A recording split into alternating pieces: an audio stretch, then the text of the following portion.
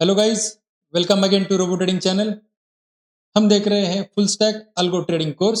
Last video में हमने pandas library के एप्लीकेशंस के बारे में एंड बेनिफिट्स के बारे में जानकारी ली और आज के इस वीडियो में हम देखने वाले हैं पांडाज लाइब्रेरी के डिफरेंट ऑपरेशंस के बारे में।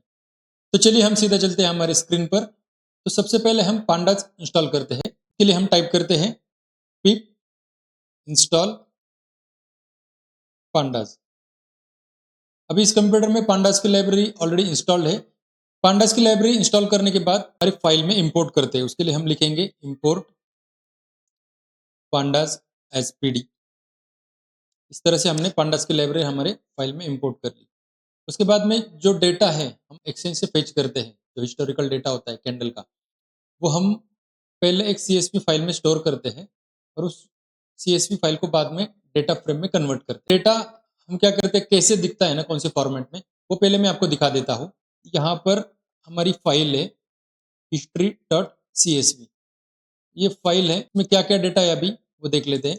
सबसे पहले है डेट टाइम, उसके बाद में है कैंडल का हाई, कैंडल का ओपन, उसके बाद में कैंडल का हाई, फिर लो एंड क्लोज, सबसे लास्ट में है कैंडल का वॉल्यूम। बिटकॉइन का डेटा है, इसलिए उसका डेट टाइम है, जो डेट एंड टाइम है उसका 0:0 से है। बाद में आप देख लोगे 0:05, 10 मिनट, 15 मिनट। इसका मतलब ये 5 मिनट की डेटा फ्रेम है एंड ये क्रिप्टो करेंसी का डेटा है, इसलिए उसका टाइम 0:0 पर हो गया। इंडियन मार्केट में हमारा जो स्टॉक्स मार्केट होता है उसका टाइम चालू होता है सुबह 9:15 पर और कमोडिटी मार्केट का होता है सुबह 9 बजे। तो ये जो हमारी सीएसवी फाइल है, हम क्या करते हैं, उसको इंपोर्ट करते हैं हमारे पांडास के डेटा फ्रेम। हमारे टर्मिनल पर जाकर हम लिखेंगे df is equal to pd dot read csv, bracket में उसका नाम दे देंगे। उसका नाम है history.csv। तो history.csv जो डेटा है वो हमने एक्सचेंज से डाउनलोड किया हुआ डेटा है सीएसवी फॉर्मेट में। अभी हम उसको इंपोर्ट कर रहे हैं और यहाँ पे हम प्रिंट करके देख लेते हैं डेटा फ्रेम में कैसे दिख रहा है। अगर हम यहाँ पे राइट साइड में जो रन कोड का बटन है उसको दबा के हम देख लेंगे ये प्रॉपरली डेटा फ्रेम में डेटा आया है क्या नहीं। देखो यहाँ पे वो एरर दे रहा है। क्यों एरर दे रहा है? क्योंकि जो हमारे फाइल का नाम है ना वो गलत हो चुका है। तो इसकी स्पेलिंग है हिस्ट्री की HI, मैंने गलती से HO लिख दिया था, उसकी वजह से एरर दे रहा था। वापस से हम रन करते हैं, फिर देख लेते हैं। अभी ये जो आपको सामने दिख रही है राइट साइड में, ये है डेटा फ्रेम। ये बिल्कुल एक्सेल जैसे ही दिखती है, उसमें रोज होते हैं, कॉलम्स होते हैं। तो लेफ्ट साइड में जो दिख रहे हैं वो रो काउंट है, 0, 1, 2 उसका आईडी है, रो का आईडी। एंड ऊपर में जो दिख रहा है date time, open, high, low, close, ये कॉलम है, राइट। तो यहाँ पर ऊपर की साइड पे कॉलम और लेफ्ट की साइड पे रोज है। तो हम उसके ऊपर कुछ ऑपरेशंस देखते हैं। उसके लिए हम क्या करेंगे, अलग अलग ऑपरेशन देखते हैं। तो पहले बेसिक ऑपरेशन देखते हैं, जैसे शेप हो गया उसका, उसके कौन से कॉलम्स है वो देख लेंगे। बाद में उसका डेटा टाइप क्या है। तो चलिए हम ये 3 ऑपरेशन पहले डेटा फ्रेम के ऊपर करके देख लेते हैं। उसके लिए हम लिखेंगे प्रिंट df डॉट शेप। उससे क्या प्रिंट होगा, पहले तो हम देखेंगे, पहले हमने CSV रीड कर ली, बाद में 4 नंबर जो रो है उसके ऊपर हमने प्रिंट कर लिया, हमारे डेटा फ्रेम प्रिंट कर ली। और जो 12 नंबर की जो रो है उस पर हमने लिख दिया डेटा फ्रेम का शेप। शेप मतलब उसकी साइज क्या है, उसमें कितने रिकॉर्ड्स है, उसकी जानकारी हमें यहाँ पर मिल जाएगी। तो हम रन करते हैं हमारे कोड को। तो इसके लास्ट में देखो ये दिख रहा है हमारे पास 10,000 रिकॉर्ड्स है एंड 6 कॉलम्स है, 10,000 रोज एंड 6 कॉलम्स, ठीक है। ये 10,000 रिकॉर्ड से जो स्टार्ट हो जाएंगे 0 से एंड एंड हो रहा है 99,999, ठीक है। तो ऐसे हम जानते हैं कॉलम्स के बारे में। तो हम लिख देंगे प्रिंट df डॉट कॉलम्स, जिसके जरिए हम वो जो डेटा फ्रेम है उसके कॉलम्स के बारे में जानकारी। देखो यहाँ पर आ गए जो भी हमारा डेटा फ्रेम के कॉलम्स है, हमने डेटा फ्रेम ऊपर प्रिंट कर लिए ताकि हम उसको कंपेयर कर सके। तो यहाँ पे कॉलम जो आ रहे हैं डेटा फ्रेम के वो एग्जैक्टली आ रहे हैं, जो date time, open, high, low, close and volume, ये ऊपर के आ रहे हैं। तो ऐसे ही हम नेक्स्ट हम डालेंगे डेटा टाइप के बारे में। जो हमारे कॉलम से उसका डेटा टाइप क्या है ना, उसके बारे में हम अभी जानकारी लेंगे। हाँ, तो यहाँ पर एरर आ चुकी है, चलो देखते हैं क्यों एरर आई है। यहाँ पे डी टाइप की जगह पे डी टाइप्स होता है। तो अभी हम रन करके देख लेते हैं। ये देखिए जो भी कॉलम्स है ना उसके डेटा टाइप आ गए। ओपन का फ्लोट है, हाई, लो, क्लोज का float data type, volume integer है। ये जो कॉलम्स है उसके डेटा टाइप भी हम इसमें देख सकते हैं। तो चलिए फिर हम नेक्स्ट ऑपरेशन के ऊपर बढ़ते हैं। यहाँ पे हम क्या करेंगे, डेटा फ्रेम के कुछ सिलेक्टिव जो रोज है हम उसको फेच करेंगे। तो पहले हम कुछ टॉप के रोज को हमें फेच करना है, तो हम क्या करेंगे, लिखेंगे प्रिंट df डॉट हेड, उसको रन करके देख लेते हैं। इसमें क्या हो रहा है कि टॉप के जो 5 रो है ना उसने वो रिटर्न कर दिए, 0 से लेके 4 तक ये आईडी के रोज उसने वहां पर रिटर्न कर दिए। सेम ऐसे हम क्या करेंगे, df ऑफ टेल, मतलब लास्ट के 5 रोज वो यहाँ पे रिटर्न कर देगा। देखिए यहाँ पे ये पहली वाली 5 रोज है और ये लास्ट वाली 5 रोज है, जिसके जरिए हम ये कर सकते हैं। तो हम ऐसे कुछ काउंट भी डाल सकते हैं, बाय डिफॉल्ट वो 5 लेता है, अगर हमें चाहिए उतनी काउंट हम यहाँ पर डाल सकते हैं। रन करके देख लेते हैं क्या रिटर्न होता है। देखो यहाँ पर जो df डॉट हेड है उसने 10 रोज रिटर्न की, और df डॉट टेल है उसमें हमने 2 डाला था, इसलिए उसने सिर्फ 2 ही रो रिटर्न की। तो चलिए हम नेक्स्ट जानते हैं काउंट के बारे में। तो कितने रिकॉर्ड्स है हर एक कॉलम में, उसके बारे में जानकारी हम यहाँ पर लेंगे, जिसके लिए हम लिखेंगे df डॉट काउंट और रन करेंगे इस कोड को। यहाँ पे देखो डेट टाइम में कितने रिकॉर्ड्स है, जो भी कॉलम्स है ना हमारे डेटा फ्रेम में, और हर एक कॉलम में कितने कितने रिकॉर्ड्स है ना उसकी जानकारी यहाँ पर हमें df डॉट काउंट से मिल जाती है।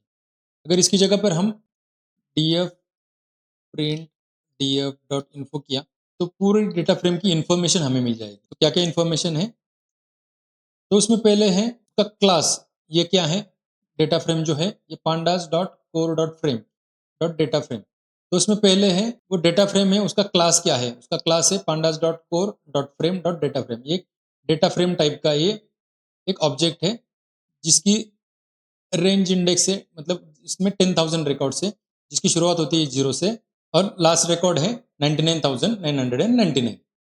उसमें टोटल 6 कॉलम्स है, जिसमें से फर्स्ट वाला कॉलम है उसका नाम है, जो डेट टाइम है उसमें नॉट नन वैल्यूज 10,000 है, नन वैल्यूज कितनी है उसका काउंट है, उसका डेटा टाइप क्या है। सेम वैसे अलग अलग जितने भी कॉलम्स है वो अलग अलग कॉलम्स के जो भी वैल्यूज है पूरी जानकारी हमें df डॉट इन्फो से मिल जाती है। पर्टिकुलर जो ये सेल है, मतलब यहाँ पे जीरोथ रो का जीरोथ कॉलम का जो ये रिकॉर्ड है जो वैल्यू है उसको कैसे फेच करते हैं वो 2D एरे में वो हम देख लेते हैं। उसके लिए हम क्या करेंगे, लिखेंगे प्रिंट df डॉट लोकेट। इससे क्या होता है उसकी लोकेशन हमें जिसकी लोकेशन हमें चाहिए वो लोकेशन का वैल्यूज हम दे देंगे। फॉर एग्जाम्पल हमें जीरोथ रो का ये चाहिए लोकेशन, और कौन से कॉलम का चाहिए, जैसे हमें डेट टाइम का चाहिए, तो इसके लिए हम लिख देंगे df dot loc location and zeroth row and date time नाम का जो कॉलम है उसका रिकॉर्ड मुझे जिसकी वैल्यू मुझे पेज करके दे दो। उसको रन करके देख लेते हैं क्या आता है। ये जो हमारी जीरोथ रो है एंड ये डेट टाइम नाम का कॉलम है उसकी वैल्यू जो है वो यहाँ पर आ गई। इसको हम चेंज भी कर सकते हैं, यहाँ पर सेकंड नंबर दे दिया तो सेकंड नंबर का जो रो है उसकी वैल्यू यहाँ पर आ जाएगी। और उसके बाद में है अगर हमारे पास कॉलम का नाम नहीं है तो हम क्या करेंगे, आई लोकेशन कर देंगे और उसमें zeroth row and zeroth column, मतलब हमें कॉलम का अगर नाम नहीं पता रहेगा तो हम क्या करेंगे zeroth row and zeroth column को हम पेच कर सकते हैं। अभी रन करके देख लेते हैं। ये देखिए यहाँ पर ये जीरोथ रो एंड ये जीरोथ कॉलम उसकी जो वैल्यू है वो यहाँ पर आ गई है। तो हम इसमें कुछ भी वैल्यू डाल सकते हैं, जितने भी हमारे पास रिकॉर्ड है पकड़ लो 10,000 की रो एंड उसका जीरोथ कॉलम, या फिर हमें थर्ड नंबर का या फोर्थ नंबर का कॉलम का रिकॉर्ड चाहिए, तो हम यहाँ से उसको आसानी से एक्सेस कर सकते हैं। तो इसका मतलब है हमें 10,000 नंबर की रो का और कैंडल की क्लोज हम एक्सेस कर सकते हैं। बढ़ते हैं नेक्स्ट ऑपरेशन के ऊपर, जिसमें हम क्या करेंगे, नया कॉलम ऐड कर लेंगे। नया कॉलम ऐड करने के लिए हम क्या करते हैं, हमारे पास कैंडल का डेटा है तो हम क्या करते हैं उसके ऊपर कलर ऐड करते हैं। अगर कैंडल का open is less than candle close then candle colour should be green, and vice versa if the candle open is greater than the candle close then the candle color is red। so हम उसके लिए क्या लिखेंगे, df of colour, एक नया column हम इस यहाँ पर वॉल्यूम के बाद में एक ऐड करेंगे जिसमें हमें कैंडल के कलर के बारे में जानकारी चाहिए। हम क्या करेंगे, df of colour is equal to np dot where. एक numpy एक लाइब्रेरी है जो हम बाद के वीडियो में हम कवर कर लेते हैं, सिर्फ हमें कॉलम ऐड करना है ना, इसके लिए हम फिलहाल के लिए इसको यूज करते हैं। तो numpy अभी इसमें इंस्टॉल नहीं है, तो पहले हम क्या करते हैं इसको इंस्टॉल करके लेते हैं। यहाँ पर जाएंगे टर्मिनल पर और लिखेंगे pip इंस्टॉल numpy। चलो अभी इसमें इसी में numpy की लाइब्रेरी ऑलरेडी इंस्टॉल है। तो हम यहाँ पे करेंगे import numpy as np, ठीक है। कि वो लाइब्रेरी से हम कॉलम ऐड करने के लिए ये फास्टेस्ट लाइब्रेरी है, उसमें सिर्फ हम कलर जो कैंडल के आगे डालने हैं ना हमारे इस वॉल्यूम के बाद में, उसके लिए हम नमपाई लाइब्रेरी भी इस्तेमाल कर रहे हैं। बाद में हम उसमें डिस्क्रिप्टिव में देख लेंगे नमपाई लाइब्रेरी के बारे में। इसमें हम क्या करेंगे, नमपाई लाइब्रेरी से df of close greater than df of open, then candle colour is green, otherwise candle colour is red. तो इससे क्या हो जाएगा, अगर कैंडल का क्लोज है वो अगर ग्रेटर देन कैंडल का ओपन है तो उसका कैंडल का कलर हम ग्रीन रख देंगे, और अगर कैंडल का क्लोज या अगर मतलब ये कंडीशन फॉल्स होती है तो हम उसके लिए कैंडल कलर रेड रख देंगे, ठीक है। तो इसको हम क्या करते हैं, रन करके देख लेते हैं वो कॉलम ऐड हुआ है कि नहीं। इसके लिए हम करेंगे प्रिंट df, रन करते हैं हमारा कोड। ये देखिए यहाँ पर हमारा ये कलर वाला कॉलम यहाँ पर ऐड हो गया है, जिसमें दिख रहा है ये रेड कलर है, ये ग्रीन कलर, रेड कलर, ये सब हमारे कैंडल के ओपन एंड क्लोज के ऊपर हमने कैलकुलेशंस करके एक कॉलम ऐड कर दी। उसके साथ साथ हम कुछ कैंडल्स के एट्रीब्यूट भी बना सकते हैं। फॉर एग्जांपल कैंडल का बॉडी कितना है, कैंडल का विक कितना है, कैंडल स्ट्रांग है या वीक है, ये सब कैलकुलेशन हम नए नए कॉलम ऐड करके कर सकते हैं। तो हम देख लेते हैं one by one. DF of body, इससे पता चल जाएगी हमारी कैंडल की बॉडी कितनी है। उसके लिए मैं क्या करूंगा, DF of open minus DF of close. इससे मुझे क्या पता चल जाएगा, मेरी कैंडल की बॉडी कितनी है। मैं इसको है ना एब्सोल्यूट फंक्शन से ये कर देता हूँ। एब्सोल्यूट फंक्शन अगर नेगेटिव वैल्यू रहेगी तो उसको पॉजिटिव बना देगा। तो उसके बाद में मैं कैंडल की साइज कैलकुलेट करता हूँ, absolute of DF of high minus DF of low. उससे क्या हो जाएगी, हमारी फुल कैंडल की लेंथ हमें मिल जाएगी, और उसके उसके जरिए हम कैंडल की विक भी कैलकुलेट कर सकते हैं। विक के लिए क्या लिखेंगे हम, DF of candle size minus DF of body.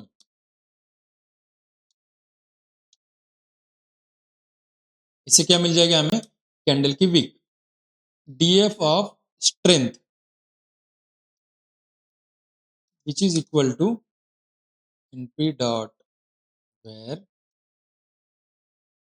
और इसमें कंडीशन डाल देंगे DF of body is greater than DF of wick. ये रहेगा तो कैंडल हमारी है स्ट्रॉन्ग, अदरवाइज है हमारी वीक। तो इसका मतलब क्या है, हमें कैंडल की स्ट्रेंथ चाहिए, और उसके लिए कंडीशन है कैंडल की बॉडी ये विक से बड़ी होनी चाहिए, तब वो कैंडल स्ट्रांग है।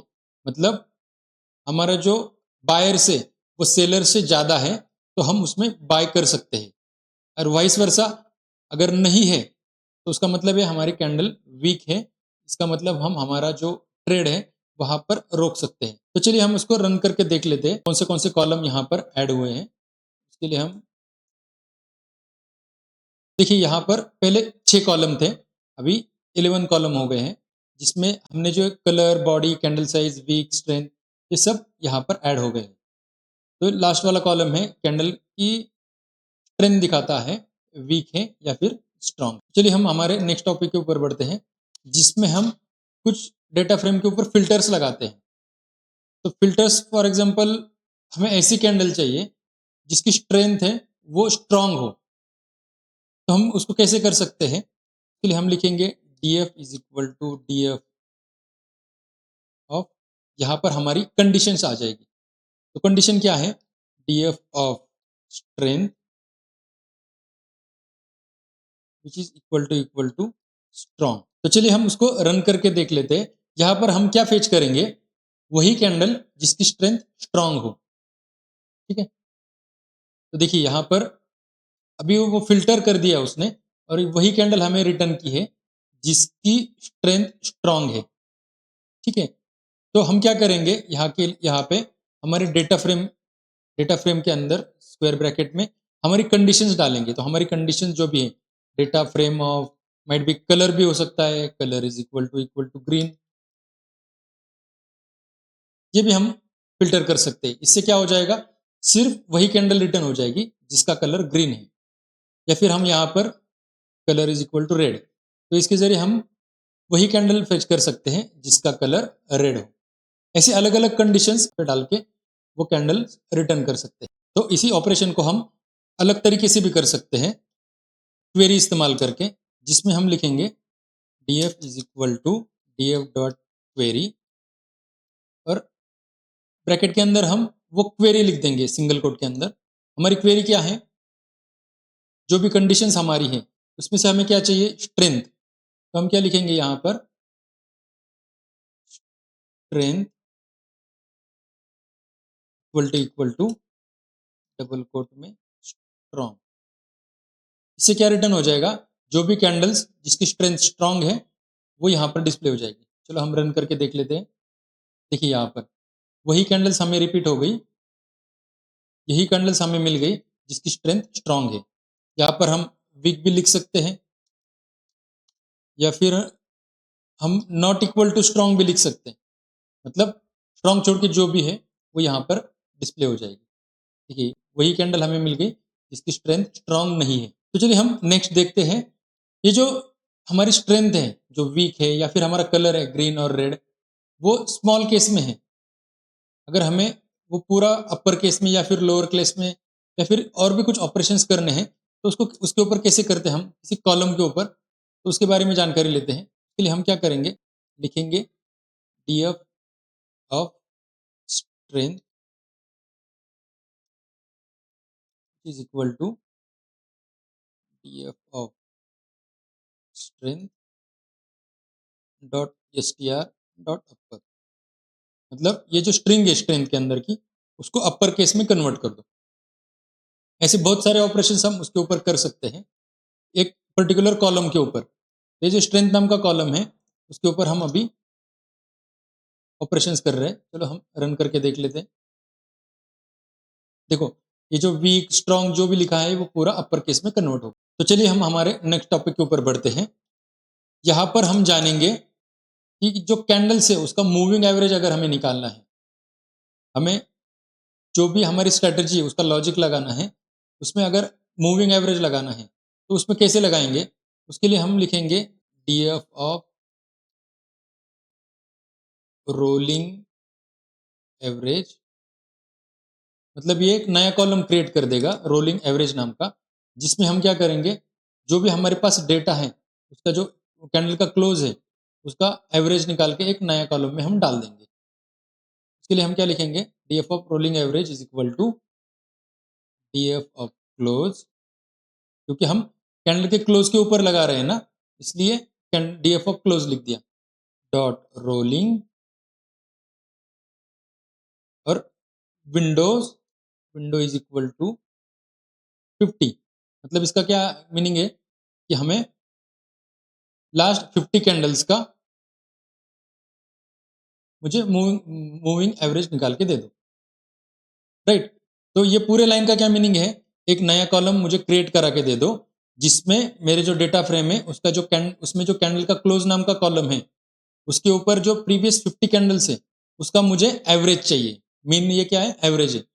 तो अगर मैं 51 नंबर के कैंडल पे पहुंचता हूं तो मेरी उस 51 नंबर कैंडल से प्रीवियस 50 कैंडल्स का मुझे अभी मूविंग एवरेज चाहिए। अगर मैं 52 की तरफ बढ़ूंगा तो मुझे उससे 52 से लेके लास्ट 50 कैंडल्स तक का ही मुझे एवरेज चाहिए। अगर मैं 10,000 नंबर की कैंडल पे रहूंगा तो 10,000 माइनस 50 नंबर की कैंडल से अब तक की कैंडल तक मुझे एवरेज चाहिए। चलिए हम उसको रन करके देख लेते हैं हमें क्या रिटर्न होता है। देखिए यहाँ पर अब एक नया कॉलम ऐड हो गया है रोलिंग एवरेज करके, जिसमें फर्स्ट वैल्यू दिख रही है NaN, लास्ट में कुछ वैल्यूज दिख रही है।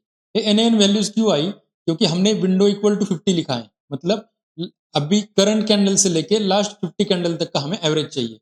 तो अगर मैं 0th नंबर के रो पे रहूंगा या फिर अप टू 50 नंबर के रो तक रहूंगा तो मुझे लास्ट 50 कैंडल्स नहीं मिल रही है। इसलिए वो NaN दिखा रहा है, क्योंकि उसमें मैथमेटिकल कैलकुलेशन ही नहीं हो रहे। आफ्टर 50 कैंडल्स वो मुझे क्या दिखा देगा, एक्चुअली वो लास्ट 50 कैंडल्स का एवरेज यहाँ पर दिखाई दे देगा। तो इसके लिए हम क्या करते हैं, पहले प्रिंट करके दिखाते हैं आपको।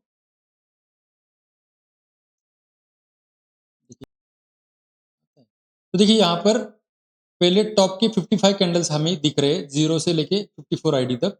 और देखिए पहले 49 कैंडल्स, 0 से लेके 48 कैंडल, मतलब 49 कैंडल तक हमें एवरेज नहीं मिल रहा है। जैसे हम 50th नंबर की कैंडल पे जा रहे हैं, लास्ट 50 करंट कैंडल पकड़ के लास्ट 50 कैंडल का मुझे मूविंग एवरेज दिखाना चालू हो गया है। चलिए हम हमारे नेक्स्ट टॉपिक के ऊपर बढ़ते हैं, इसको कमेंट कर देते हैं। और अभी हम इंडेक्स को सेट करेंगे। जो हमारे डेटा फ्रेम है ना, वहां पे अभी इंडेक्स क्या है, ये लेफ्ट में जो दिख रहा है आईडी 0 1 2 3 4, ये हमारे डेटा फ्रेम की इंडेक्स है, राइट। अभी हमें क्या चाहिए, ये डेट टाइम नाम का कॉलम है ना, वही अगर हमें इंडेक्स चाहिए, हम क्या कर सकते हैं, हम लिखेंगे df dot set index, set index bracket में उसका कॉलम का नाम, जो भी कॉलम को हमें इंडेक्स बनाना है ना, उसका नाम यहाँ पे आ जाएगा। तो हम फिलहाल लिख लेते हैं डेट टाइम, और आगे लिख देंगे in place equal to true.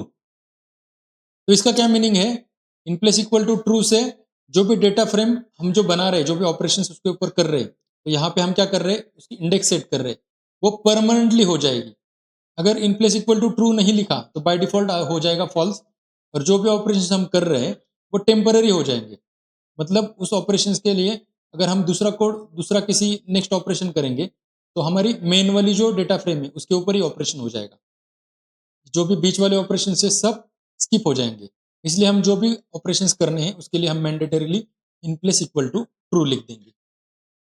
चलिए हम यहाँ पर प्रिंट करके देख लेते हैं इंडेक्स सेट होती है क्या नहीं। इसके लिए हम रन करेंगे कोड को। देखिए क्या हमारी ओरिजिनल डेटा फ्रेम है जिसमें इंडेक्स है 0 1 2 3 4, और अब ये आफ्टर सेटिंग इंडेक्स अभी क्या हो गया है, इंडेक्स का नाम आ गया डेट टाइम। जो हमारे डेट टाइम है उसके लिए हमने वो हमें इंडेक्स की तरह दिख रही है, ठीक है। जो कॉलम था डेट टाइम अभी वो इंडेक्स हो चुका है, ठीक है। वैसे हम उसको रिसेट भी कर सकते हैं।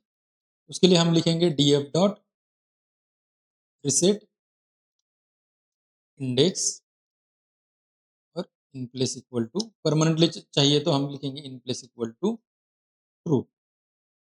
इसको रन करके देख लेते हैं।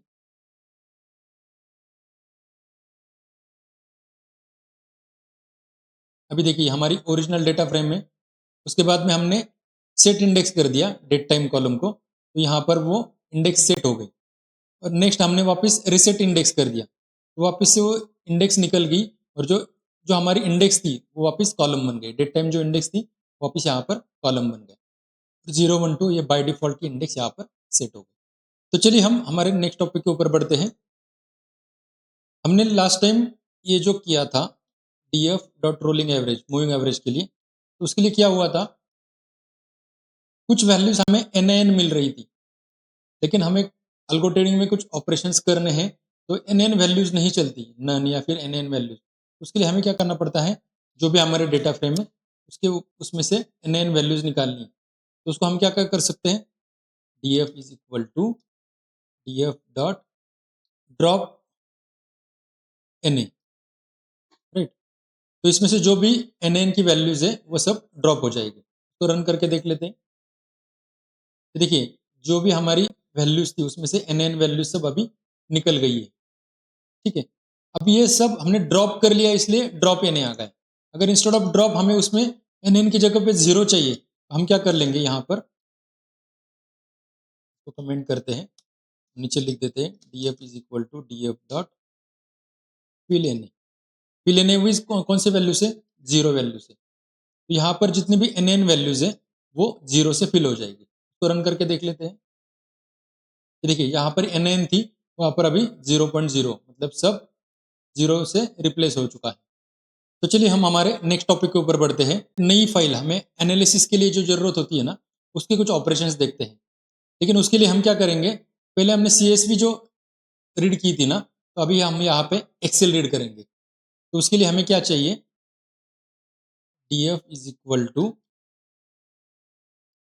pd dot instead of read CSV हम क्या करेंगे, रीड एक्सेल कर देंगे। रीड एक्सेल ब्रैकेट में उसका नाम लिख देंगे। हमारे पास एक फाइल है, मैं दिखा देता हूँ आपको।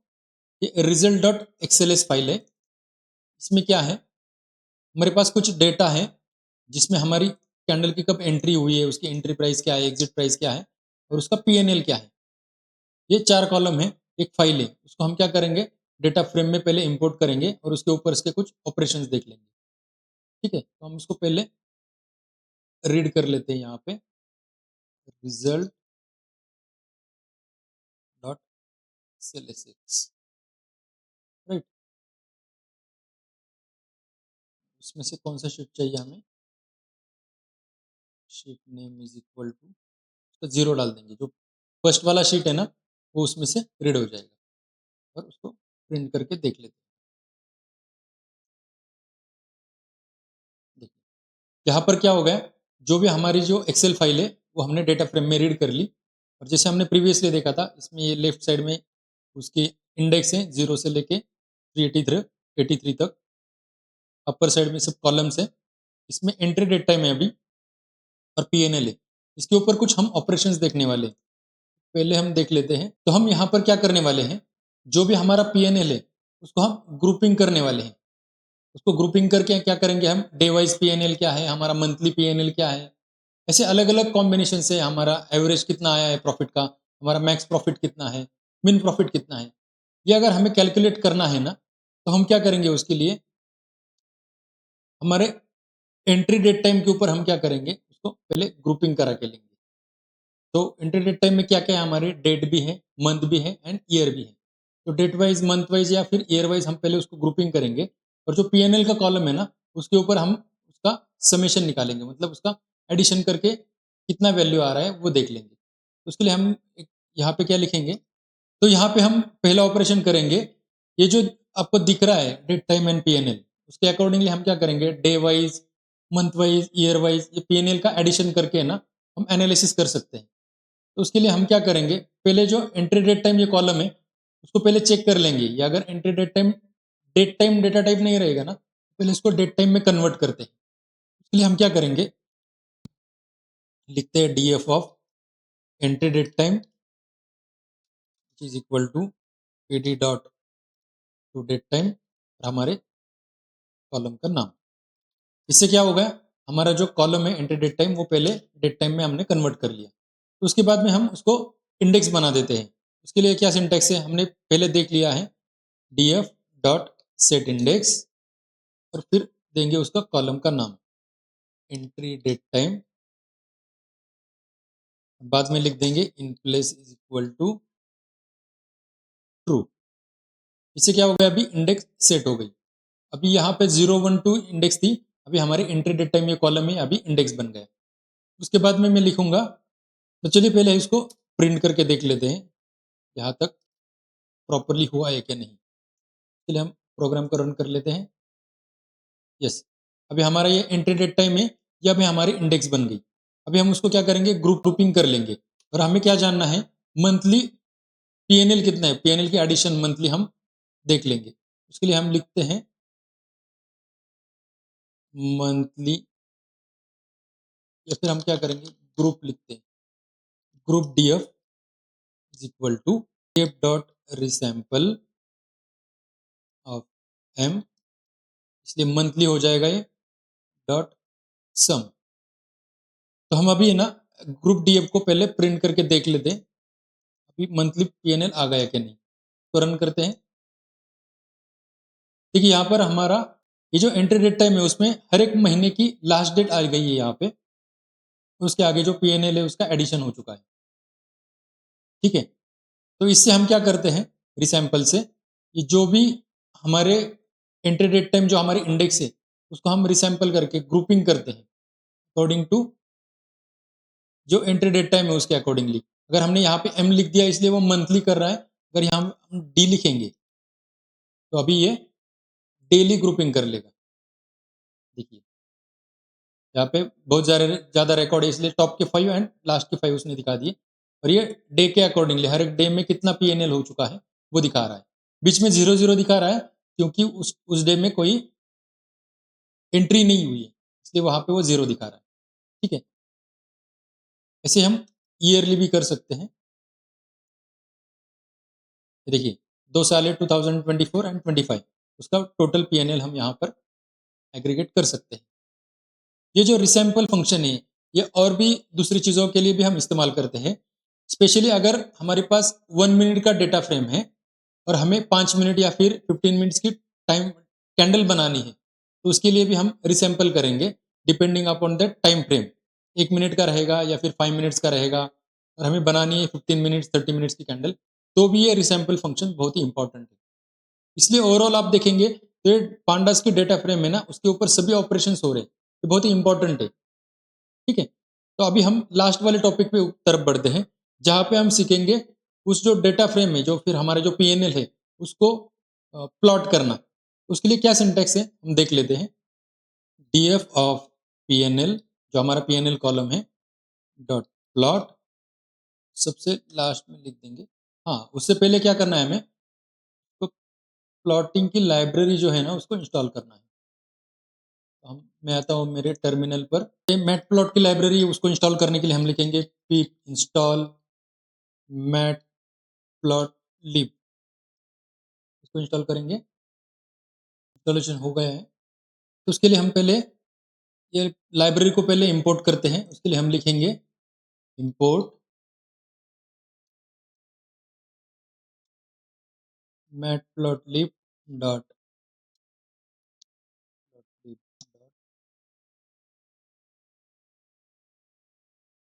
Plot SPLT।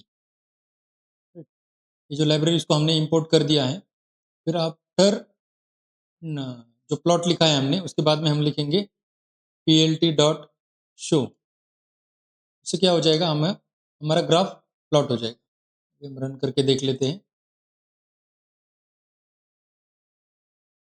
देखिए हमारे डेटा फ्रेम में जो भी डेटा है ना, उसको हमने यहाँ पर प्लॉट कर दिया है। ठीक है, लेकिन ये दिखने में अभी उसमें समझ में नहीं आ रहा है, ऊपर वहाँ पे टाइटल वगैरह नहीं है। तो हम क्या करेंगे, इसमें पहले टाइटल डाल देंगे। उसके लिए क्या लिखेंगे, प्लॉट के बाद में लिखेंगे title is equal to my PNL। Run करके देख लेते हैं। यस, माई PNL आ गया। नीचे एंट्री डेट टाइम है और यहाँ पर मेरी प्राइजेस है। मुझे लेकिन क्या करना है, मुझे क्यूमुलेटिव PNL निकालना है। मैं क्या करूँगा, मंथली ये कर देता हूँ ग्रुप बाय, और इंस्टेड ऑफ DF है ना, मुझे ग्रुप DF पे करना है। राइट, मैं भी क्या करूँगा, क्यूमुलेटिव बना दूंगा। क्यूमुलेटिव के लिए मैं क्या करूँगा, यहाँ पर DM of group DF cumulative PNL, नया कॉलम बना दूंगा उसमें, जिसमें मेरा क्यूमुलेटिव PNL रहेगा। Group DF of PNL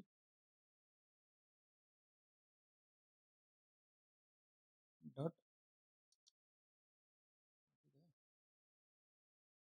dot sum, इससे मेरा क्यूमुलेटिव PNL मिल जाएगा। पहले क्या करूँगा, मैं यहाँ पर आ गया, क्यूमुलेटिव का मैंने कैलकुलेशन किया, कॉलम ऐड कर दिया, और अभी क्यूमुलेटिव PNL के ऊपर प्लॉट करने वाला हूँ। राइट, अभी मुझे क्या दिख रहा है, मेरा जो पहले PNL था वो पहले माइनस में था, फिर धीरे धीरे ग्रेजुअली ऊपर आ रहा है, और यहाँ तक मेरा PNL है, और करंटली मेरा PNL यहाँ तक है। ये पूरा डेटा मुझे क्यूमुलेटिव PNL का लाइन चार्ट में, बार चार्ट में, पाई चार्ट में, अलग अलग चार्ट में मैं ये मेरा डेटा का जो भी रिजल्ट आ रहा है मेरे स्ट्रैटेजी का, वो एनालिसिस करने के लिए वहां पर देख सकता हूँ। ठीक है, तो जो पांडास की लाइब्रेरी है ना, ये बहुत ही इंपॉर्टेंट है। जो हम अल्गो ट्रेडिंग करने वाले हैं, उसके कुछ ऑपरेशंस करने वाले हैं, उसमें कुछ फॉर लूप्स, कुछ वाइल लूप्स के जरिए हम डिफरेंट डिफरेंट टाइप के ऑपरेशंस करके उसके ऊपर से लॉजिक करके हम स्ट्रैटेजी बनाने वाले हैं। और स्ट्रैटेजी बनाने के बाद जो रिजल्ट मिलने वाला है, उसके एनालिसिस के लिए भी पांडास की लाइब्रेरी बहुत इंपॉर्टेंट है। उसको हम ग्राफिकल रिप्रेजेंटेशन करके उसके ऊपर एनालिसिस भी कर सकते हैं। तो अभी हम यहाँ पर रुक जाते हैं। आज का ये वीडियो अगर आपको पसंद आया रहेगा तो उसे लाइक कीजिए और शेयर भी कीजिए, और हाँ, उसे सब्सक्राइब करना ना भूलिएगा, ताकि आप मेरे नेक्स्ट वीडियो भी आसानी से देख सकते हो। तो चलिए हम मिलते हैं हमारे नेक्स्ट वीडियो में एक नए टॉपिक के साथ। तब तक के लिए करते रहिए सेफ ट्रेडिंग, रोबो ट्रेडिंग।